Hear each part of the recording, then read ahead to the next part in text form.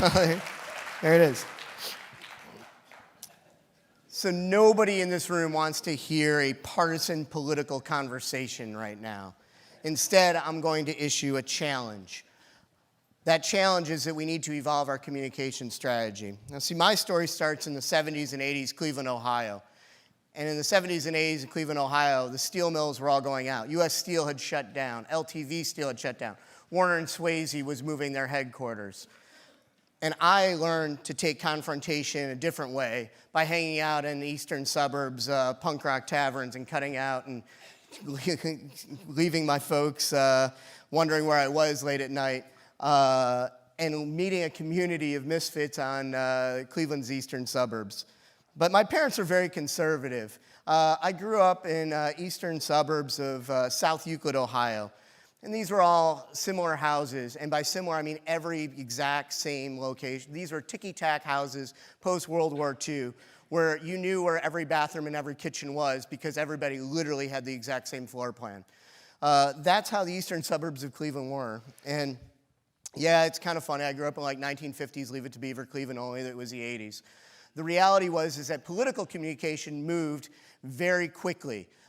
So if you think about it, the guy at the end of the street who put up a yard sign, you knew something about that. You knew that that endorsement meant something to the conversation. If somebody was knocking on your door, you knew who they were. You knew whose kid was hired by a campaign to go and do those door knocks.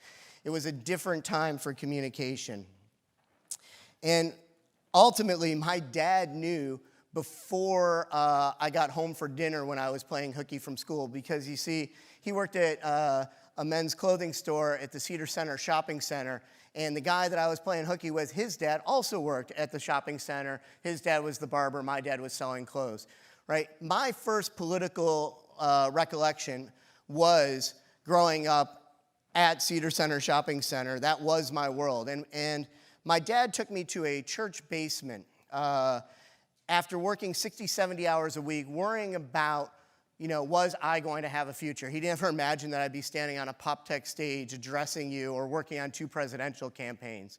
It was about survival and thinking about changing the norm. So we're in the church basement and we're thinking about how do you do an organizing strategy? How do you do a petition writing campaign? How do you do letter to the editor campaign? And eventually him and all of the local merchants got the local newspaper, the Sun Messenger, to write an article that ended this rally that they were worried about organizing against the city selling a piece of property to some monolithic organization that nobody had heard of that was going to put all of these local businesses out. And before I knew it, my dad had taken on in the 80s and beaten Walmart.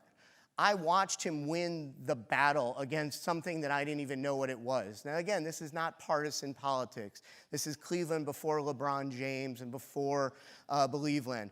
But I watched him win, and this was an amazing victory to watch. But did he really win? Because you see, Diamond's men's store is no longer, it's turned into Men's Warehouse. And the local greeting card store, you now buy your greeting cards at Target, right? So all of those local businesses, because they did not change and keep evolving their strategies and their models, are no longer here. Now, that newspaper that I was talking about that he did as his major piece of communications, that newspaper is no longer here. And those neighborhoods are no longer the same way that we organize. And we all can look around and go, wow, Scott's saying the obvious and we know this.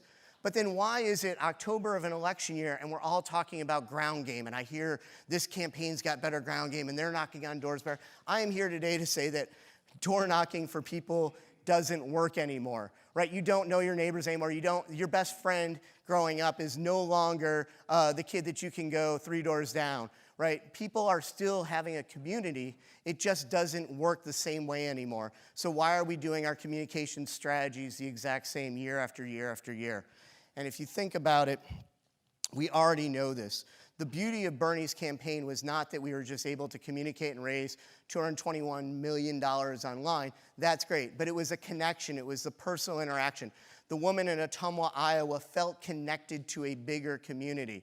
that if you were the one token Bernie Sanders supporter in the middle of nowhere, you felt a bigger connection. So my punk rock challenge to you is looking around, asking yourself what tools and technology that you're hearing about on this stage today can you actually add to your communication strategy? Or are you going to do the exact same thing that you did from year after year after year? Now, I've fought a lot of battles, and I've taken on city halls. And my one toughest challenge of taking on a city hall was in New York City for CBGBs, trying to get a historic landmark of the home of punk rock, where the Ramones started and a bunch of other amazing bands started. And so I thought I knew a bunch of stuff about emails and petition writing. And then I sat there and late night after the bar was closed with bartenders and giant tatted up bouncers. And instead, these guys all have free sex, drugs, and rock and roll available to them.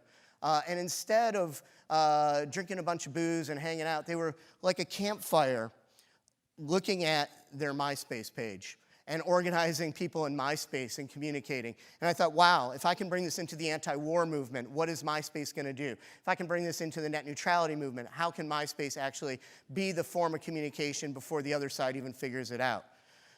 Now listen, I'm standing on this stage today humble and proud that I was able to work on the Barack Obama campaign, but I don't want to be known as Barack Obama's MySpace guy. It's not good for the brand. So organizing has moved much, much faster and further, right? If you think about Bernie's campaign, Feel the Bern was a hashtag that we didn't even create. Let me let you in on a little secret. Bernie Sanders didn't even like the Feel the Bern idea. It wasn't about that. It was about the fact that we are watching people organizing faster and using hashtags in a faster way and doing rapid response communication without worrying about what the political pundits are saying. Now, I'm not sure if this election cycle, if this is the Meerkat election, the Periscope election, the Snapchat election, but I am here today to say that you have to, as an organization, have a communication strategy that includes mobile. 50% of all of our digital communication came from a mobile phone. If you think about that, 42% of all of our contributions came from mobile technology. So the future is mobile. If you do not have a mobile communication strategy, you are going by the same way that I did with MySpace and Barack Obama's campaign. You are not changing and evolving with the time. Now, there's billions of text speeches about cord cutters. I'm not going to get into the ins and outs of that, but let me talk about it as how it affects political communication. You see, NBC Universal, we know naturally, is not seeing the same numbers as they saw in years past for the Olympics.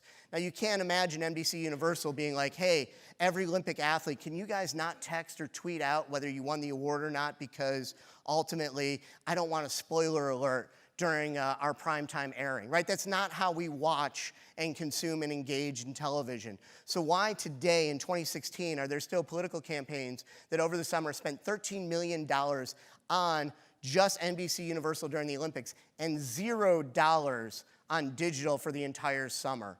That, my friends, is what I'm talking about. Doing something and changing the norms, looking in at yourself and going, wait a minute, this makes no logical sense. How are my kids using technology, and how should I be using technology in the year's future? Now, we just watched a bunch of different debates. Think about the debates. Wired magazine had an amazing quote about the debates, and it basically is, a debate lasts about 90 minutes, the internet lasts forever. And if you think about that, you are watching the engagement rates of all of these debates moving forward and forward. So, what are you going to do about it? I know that I need to constantly reinvent myself, challenge my inner punk rock self to think about how are communities organizing in new and creative ways. I know that the future of democracy is counting on us, especially after watching last night's debate. If we are not engaging in this, we are going by the way of MySpace. So I need you to, on behalf of Cleveland, on behalf of watching my dad using the communication model that he was able to use to win by using the newspaper, evolve your communication strategy even further, like a bunch of bartenders at punk rock nightclubs were able to do. And if they can do it, you can do it too. Thank you.